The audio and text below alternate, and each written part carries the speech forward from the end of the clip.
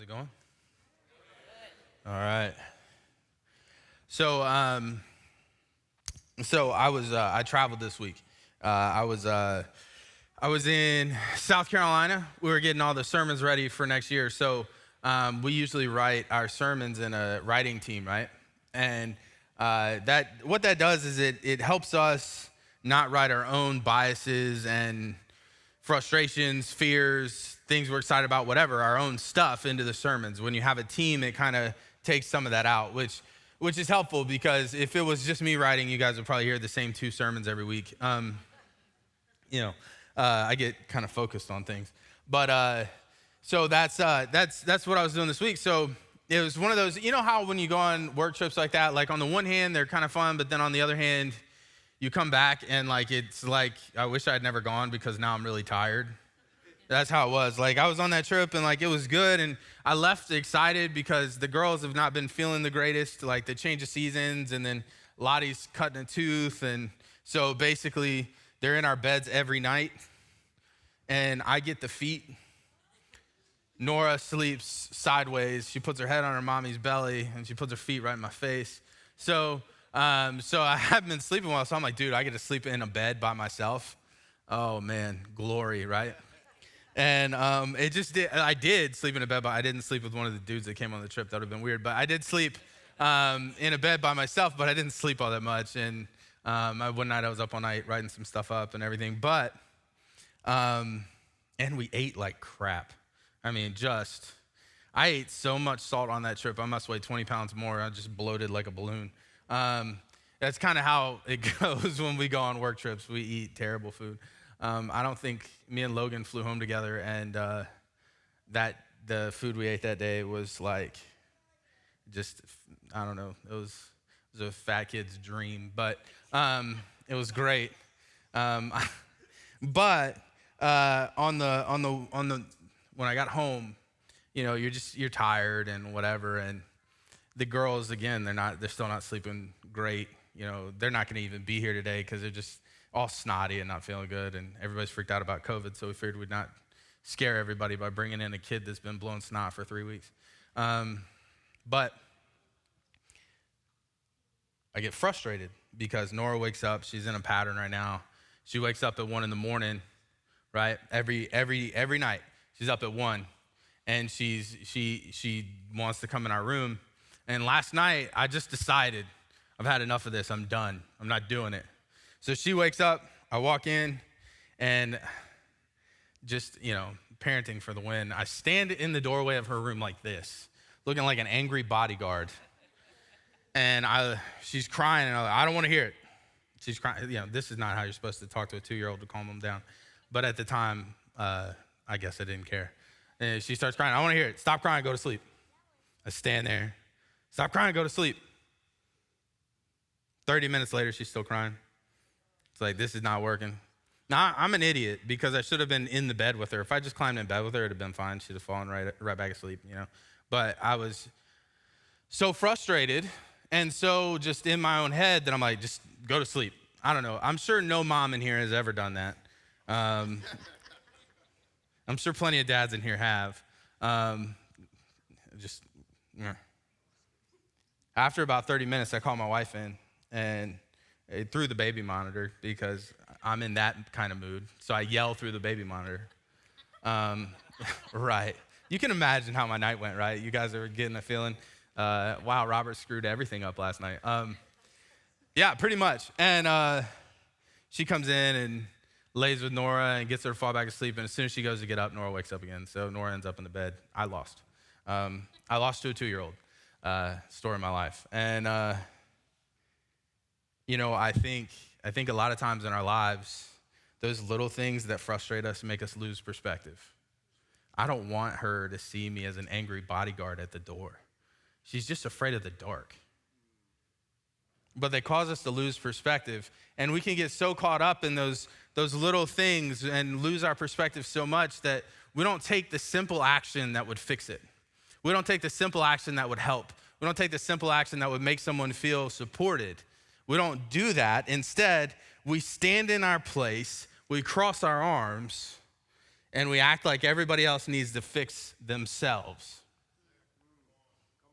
right? Because, I mean, let's be clear. I was acting like my daughter needed to fix herself. I was acting like my wife needed to fix my daughter. And I was the one with the bad attitude, right? We do that all the time.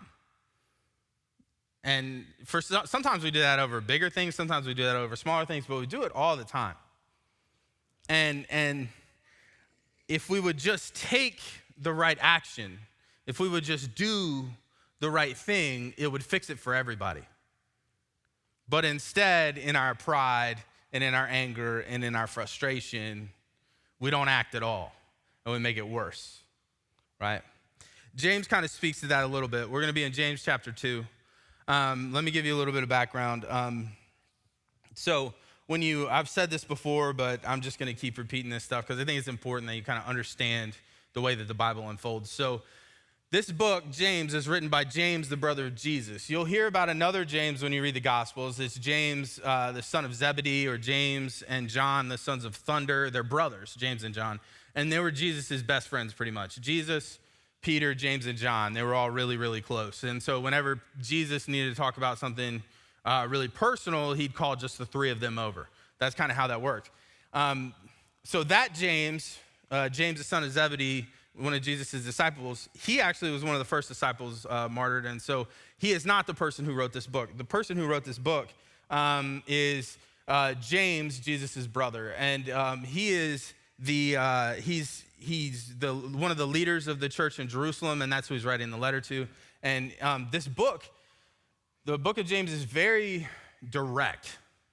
It's very direct, and it's my favorite book of the Bible because it's super direct, it's super to the point, and I don't have to read around some circular logic and everything else, because sometimes I'll read them and I'm just like you guys. Sometimes I'll read them and I'll go, huh?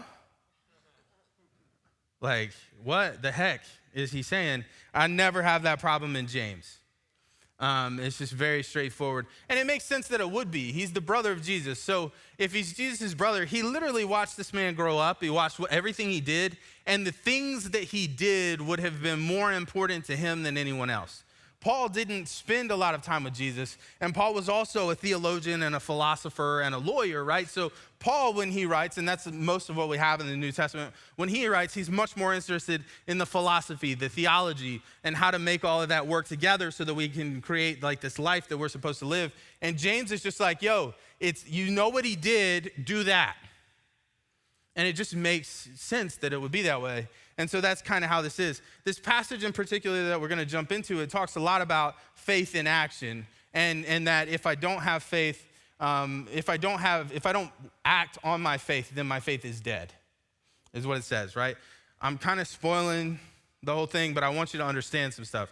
A lot of times when this passage gets preached, it'll get preached maybe kind of softly, or it'll get preached in such a way that, I don't know, maybe it can even be confusing, and here's why. This passage talks about faith and deeds, and so if you dive too hard into that, you can make people feel like they have to do certain things to earn the grace of God. And you can't earn the grace of God. Like, this is the basics of Christianity. I am so screwed up and I am so sinful that I needed God to come and reconcile me to himself so that I could be saved from myself and from the sin in my life. And so that is God's grace. God came so that we could be reconciled to one another, so that I could overcome the sin in my life, and so that I could be saved from myself and that sin, and ultimately from hell, right? That is it. And I can't earn that grace. That's very clear that I can't earn that grace. But the tension that comes in this passage is James talks a lot about action and not a whole lot about grace. And so sometimes you can feel like, well, maybe I have to do more to earn it. That's not the case. So everything I'm going to say today, you need to understand, it starts with grace. It starts with grace. Without the grace of God, we have nothing. Without the grace of God, we are nothing. Without the grace of God, I would remain broken my entire life, right? Without the grace of God, I'm nothing but an angry bodyguard to my daughter. But by the grace of God, I'll be a good father that she loves and respects. You understand? So it all starts with grace, but after that grace, the actions that I take prove and complete my faith. Does this make sense? So that's where James is going to head, and we're going to read it real quick. So we're going to be starting in verse 14. We'll go to the end of the chapter. 14. What good is it, my brothers and sisters, if someone claims to have faith but has no deeds? Can such faith save them?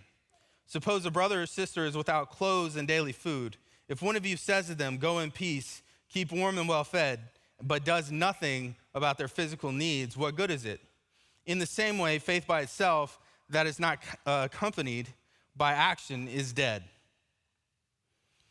But someone will say, you have faith, I have deeds. Show me your faith without deeds, and I will show you my faith by my deeds. You believe that there is one God, good. Even the demons believe that and shudder. You foolish person. I'm not calling you foolish. It's James. You just remember that. I'm your friend. My name's Robert. I'm your friend. James is calling you a fool, not me. You foolish person. Do you want evidence that faith without deeds is useless? Was not our father Abraham considered righteous for what he did when he offered his son Isaac on the altar? You see that his faith and his actions were working together, and his faith was made complete by what he did. And the scripture was fulfilled that says, Abraham believed God and it was credited to him as righteousness, and he was called God's friend. You see that a person is considered righteous by what they do and not by faith alone. In the same way, was not even Rahab the prostitute considered righteous for what she did when she gave lodging to spies and sent them off in a different direction?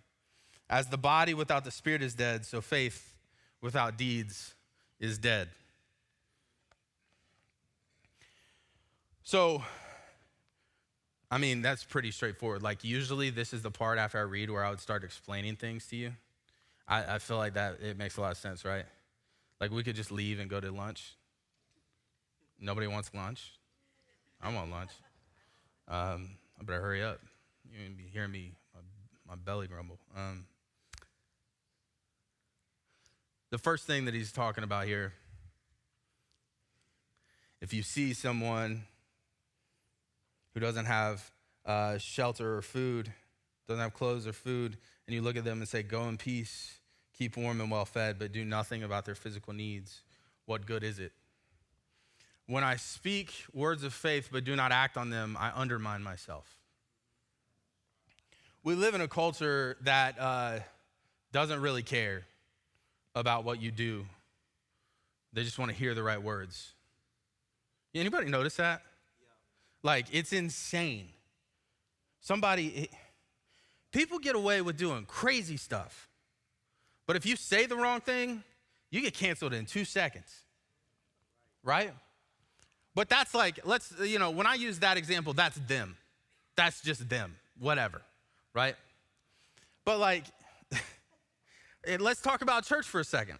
There was a time a few years ago when we changed the logo of this church. We changed the logo. Like, the simple reason that we changed the logo of the church was, we needed to update it. And we picked the one that we picked because we liked it the best. That was it. It was literally that simple. We needed to update it because some of the graphical stuff that we were working on at the time, you get into the details, it gets silly, but, and then we picked the one that we picked because it was the best one that they showed us. It was that simple, right? But that turned into this whole controversy because there used to be a cross on the logo, and now there's no cross on the logo. And so people left the church saying that we no longer cared about the cross because we took the cross out of the logo, right? So they were more upset about what we accidentally communicated than they were happy about all the other things that we had done as a church. We accidentally communicated something that was not true, right? Like, I can own that. The logo all of a sudden changes across as an and you go, whoa, wait, what? Right? Okay, I can get it. I don't agree, but I can get it, right? But then what about all this other stuff? Like, we don't believe in Jesus. What about all this other stuff? Like, we're planting churches in Guatemala. We're planting churches in Southern Maryland. We're planting churches everywhere. Like, we're trying to, what about that? People care way more about what you say than they care about what you do. It's bad. And we fall into that so easily. How's somebody supposed to believe in the God you believe in when you say nice things to them, but you don't fix the problems right in front of them?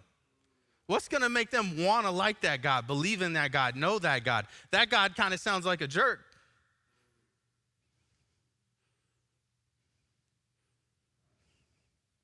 I'm hungry. You have $5, but you're going to pray for me instead. You should do both.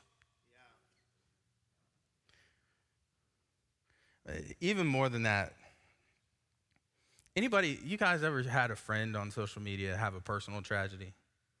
You all have. And you've all gone in there and you've sending prayers, thoughts and prayers, heart emoji, thoughts and prayers, prayer emoji, right? Do you actually pray?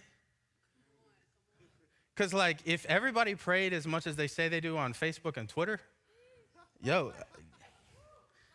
I feel like we'd be in better shape.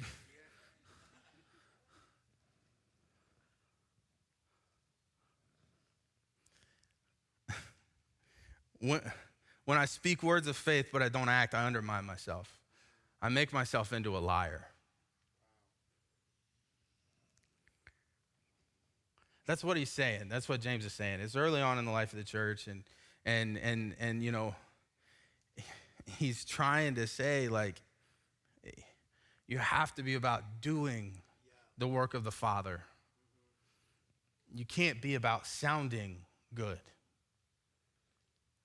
I'll say this, man, just on a personal level. Like, I'll probably get up here and say some stuff I probably already have that's dumb or embarrassing. And for that, I'm going to apologize ahead of time. And I'll apologize when it happens. It's because I have this bias. I spend more time thinking about what I'm going to do than how I'm going to say it. And that might be wrong. That might be irresponsible. One day I may look back and watch this video and be like, you're an idiot. But I just care about what I do more. I care about what we do more, right? When I speak words of faith, but I don't act on them, I undermine myself. Verse 18, but somebody will say, you have faith and I have deeds. You've heard this argument before, right? That's your role, this is my role. That's what you do, this is what I do. That I'm good at this, you're good at that. You've heard this argument before in the church world, right? That's how we logic our way out of doing the things that God tells us to do, right? We use our gifts as a scapegoat. Show me your faith without deeds, and I will show you my faith by my deeds. You believe there is one God, good. Even the demons believe that, and they shudder. When I justify my inaction with my faith, I deceive myself. If you've been in the church world for very long, you've heard this statement: I just feel like I'm not being fed. You heard that? It's usually said by somebody who's leaving the church. And sometimes that's good, sometimes it's not. I'm not here, if you've ever said that, I'm not here to insult you or act like I understand your motives. But there are a lot of times when that is said, what they mean is the pastor's not speaking to what I know. The pastor's not preaching on a level that's deep enough for me. Right? If you have been in church long enough to say, I just feel like I'm not being fed, you have been in church long enough to know how to feed yourself. I have a 2-year-old, and she does not drink a bottle anymore, right? Like at some point, you got to figure out how to make your own grilled cheese. And then at some point, you got to figure out how to make a good steak, right? And I'm not saying that it's not my job to get up here and say something that matters. That's what I pray every time when I stand over there and walk up here, is God, let me say something that matters, right? But if you are so, if you are so caught up if you're so caught up in spiritual depth and in learning all this stuff and in unpacking all these little things, you become a person who's so heavenly minded that you're no earthly good. Because at the end of the day, what matters is that you put your faith in action, not that you know every verse from the Greek. You know what I mean? Like that's what matters. That's what it comes down to. You have to do the work. of the Father. And if you know it in Greek, like, really good for you, let me know, because I'll have plenty of questions for you. Because I probably will never know all the Greek. So, like, if you're that person, let me help you put your faith in action by giving me your number, right? When I justify my inaction with my faith, I deceive myself. We do this all the time. Apparently, it's a pretty common thing, because James is speaking to it very early on in the life of the church. We act like we know everything, and then we use our faith as a scapegoat. We use our gifts as a scapegoat. Well, I'm just not blessed in that area, whatever. We're called to do it all. We're not called to be good at it all. We're just called to be faithful in doing. And God empowers that. God empowers us even when we're not good at it. Here's the problem with that. If I spend enough time justifying my inaction, number one, I leave a lot on the table, because by living out your faith and by acting on it and by doing it, you grow vastly. It's ridiculous. And you grow much faster that way, because you learn things, and you learn things from other people, and God's moving in you and God's moving through you and all of this other stuff. So we leave a lot on the table. But the other problem is, the longer I do that, the more I am deceived. And I can come to a place where I'm so deceived that I can act in a way that is demonic, that is wrong, that is evil, that works for the enemy and not for God. That's what James is pointing out here. You believe that there's one God. You know what you believe. You believe that there's one God. You have faith. That's great. Even the demons have faith. Even the demons believe that there is one God, and they shudder at it. What makes you better than them is the question that goes unasked here. What makes you better than them is acting on it. It's acting on it. Anybody caught so far that I'm not going to say anything super duper profound today? Like, you're probably not going to learn anything new, right? This whole book of James is like James just looking at the church and saying, you're doing it wrong already. Fix it. Right? So I'm sorry. I wish that it'd be like super enlightening, but we're just going to keep moving. And hopefully God does some cool stuff as we keep moving. Verse 20, you foolish person, do you want evidence that faith without deeds is useless? Was not our father Abraham considered righteous for what he did when he offered his son Isaac at the altar? You see that his faith and his actions were working together, and his faith was made complete by what he did. And the scripture was fulfilled that says, Abraham believed God, and it was credited to him as righteousness, and he was called God's friend. You see that a person is considered righteous by what they do and not by faith alone.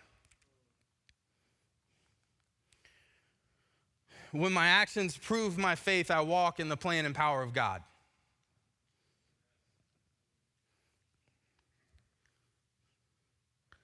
Abraham, he brings up Abraham in this story. And in the Jewish religion, Abraham, and in the Christian religion, Abraham, he's the father of the Jewish nation. And Abraham also,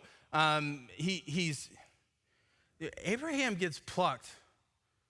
Out of the whole world, Abraham gets picked. And God says, hey, I'll bless you. And in this story, I'll bless you, you'll have many descendants, and those descendants will outnumber the grains of sand or the stars in the sky. And you're going, out of you I'll build a great nation, and you'll prosper, and I will lead that nation. That's God's promise to Abraham. And here's the thing. Abraham is like, he's 100 years old. It's not going to work.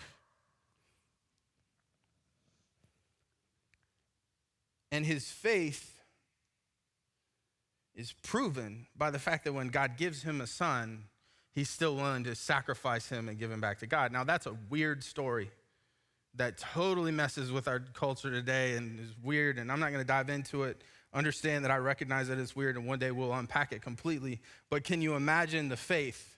This is the fulfilled promise. And you've asked me to sacrifice the promise that you've given me, the fulfillment of that promise. You've asked me to sacrifice that. The action of being willing to, taking action. He takes action in this, and the action of being willing to do that, even though he didn't have to. It completed his faith. God's put promises on some of your hearts. And some of you are going to have to let those go to see them fulfilled. God's told you that there are things in your life that are going to happen, and some of you are going to have to act on them before they ever even make sense. But it's the completion of your faith. It's putting your faith in action. There's some of you are looking at me going, I don't really know what I'm supposed to do. Like, you're yelling at me and you're telling me that I need to do something, but I don't know what to do. I don't know what to do. Like, I don't sing, I don't want to preach, I don't want to and right? There's a million things, and I get that, right?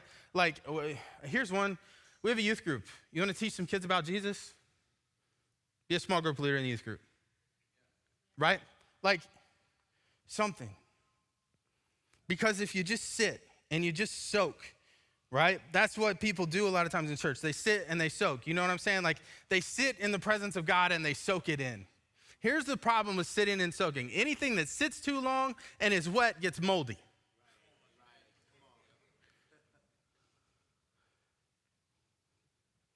Don't be moldy.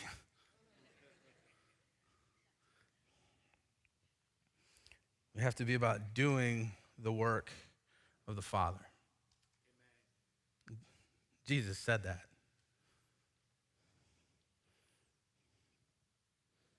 So, a couple of weeks ago, a friend of mine passed away unexpectedly. He owned a few restaurants over in Charles County, and he's just really good dude. And my dad did the funeral, and he did the sermon at the funeral, and he actually spoke out of this passage, which makes for the worst funeral sermon of all time, right? You're supposed to say something that I don't know, you're supposed to say something comforting, not a book where the writer is literally like telling the readers to like buck up, do more, let's go, right? But here's why. Joe was one of those guys who just, I've never met anybody who could work as hard as this man. Like, he would work, like a 16-hour day was a normal day, a 20-hour day was a hard day, and a 24-hour day happened sometimes, right? And like, when I say that, I mean like, he was running pretty much the whole time. Like, he's just one of those people with a high capacity for work, and was always moving. And in a lot of that, he was doing things that helped people. A lot of it was him running the business, but then there's all of this other stuff that he would do to help people. In the middle of COVID, right, this guy runs a bunch of restaurants. So here's what you got to know. In the middle of COVID, dude's like got to be stressed out and strapped for cash. I don't know this for sure. We didn't have that conversation. I'm just saying, like, a lot of restaurants closed during COVID, right? So this is a time where you should be focused on yourself and solidifying your business.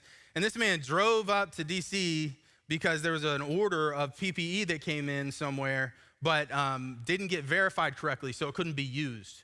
So they're calling around going, does anybody want this? We have to donate it or throw it away, that's it. And there was nothing wrong with it. It was just that the paperwork got messed up, you know what I mean? One of those dumb government things. And so he drove up to DC, and before he asked if anybody needed it, he just went up and got it. And then I get a call like, hey, so you guys need this? And we happened to be doing a food drop that day where we were handing out a ton of food. So we're like, yeah, come on. And this man drove down and unloaded 30,000 articles of personal protective equipment and gave them away for 3 hours that night in the middle of COVID, when like most people would be worried about their business and their livelihood. He's out here helping people. But this is a constant refrain. The day that he passed, he was on the phone with our guy who runs the pantry in La Plata, and Mike had called to say, hey, can I get your help I got to pick up a big shipment. And then Mike found out that Joe's in the hospital, and he said, well, you're not feeling good, so like, don't worry about it, I'll find somebody else.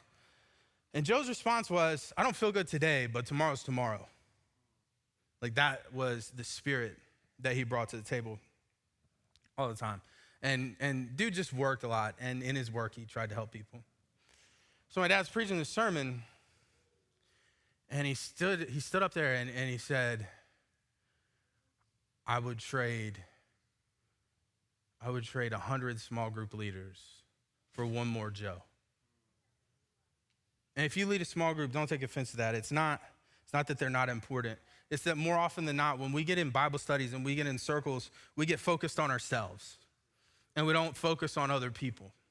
It's that oftentimes when we get in those spaces that it becomes self-centered, it becomes something that exists for the betterment of itself and not something that exists for the improvement of those around us. And the church is supposed to exist for the improvement of the world around us. It's an organization that its membership's goal is to improve the world around us more than it is to improve the world inside. And so what that conversation, what he said, I would trade 100 small group leaders for one more Joe.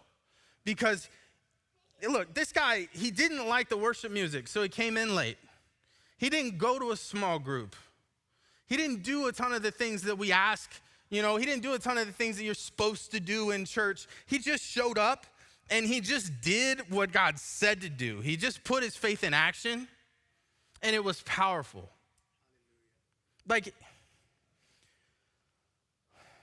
so often, we when it comes to putting our faith in action and we really try to decide to do it, we end up in one of two extremes. We either end up in like the person who's like, every single little thing can change somebody's life. You know that person, right? And it's true. Like if you smile at somebody, you hug somebody, you could change their day, you could change their life. That's true. But oftentimes a smile and a hug that changes somebody's life is the exception to the rule. Like oftentimes, we live in Southern Maryland. We live in the DC metro area. If you smile at somebody and hug them, they're going to think you're weird because they just got flicked off 12 times on the way home, right? Or we live on this other extreme where everything we do has to be this grand, beautiful thing, and it has to be this huge, beautiful gesture, and it's this thing. So like, God's called me to help people who are in need. So I'm going to build this huge organization. It's going to be all of this and all of that. And the next thing you know, these people are discouraged because they can't do it. The idea gets so big that they can't pull it off. In either case, things don't get done because we spend our time hoping we can be the exception to the rule.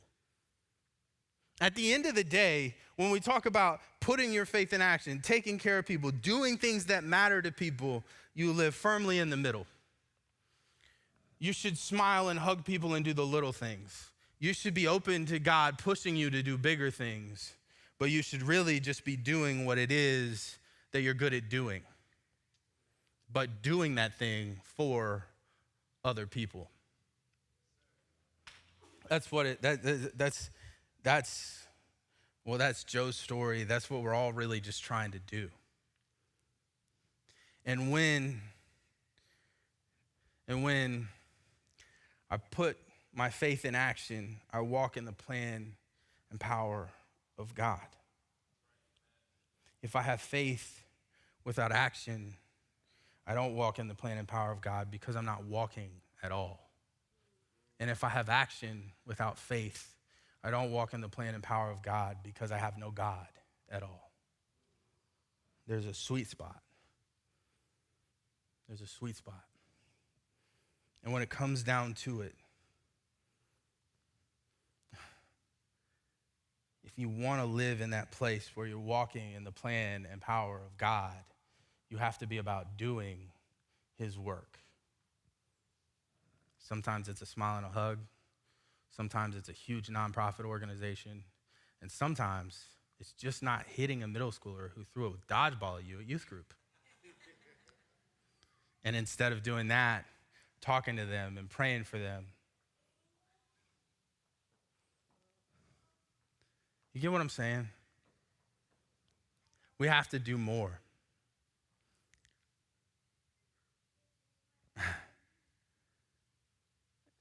And we have to do more. and we need to be a people that's known by what we do rather than be a people that's known by saying nice things but doing nothing. You pray with me?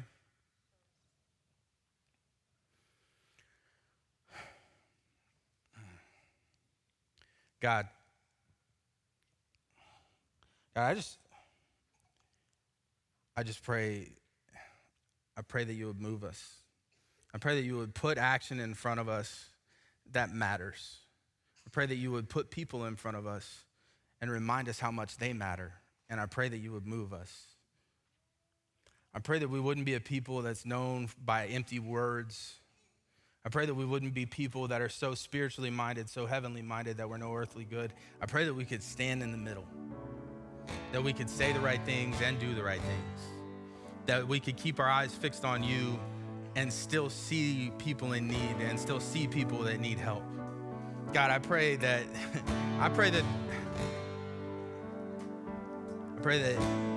every person in this room, this is dumb, but every person in this room, that when they write sending thoughts and prayers, that they'd actually pray. So that rather than being a people that send in empty thoughts and empty prayers, that we'd be a people that actually believe you change things, and we'd actually be a part of changing things. God, I just pray that we wouldn't just sit and soak and hope that you'd fix it. I pray that we would get up and move and be a part of your plan in fixing it. We love you and we thank you. Amen. Thanks for watching another inspiring message from the New Life team. We pray that the message you just heard inspires you to grow deeper in your love for God and for others. Here at New Life, that's why we exist. If you'd like to take a step to grow in that walk, click the link in the description and fill out the connection card. See you next time.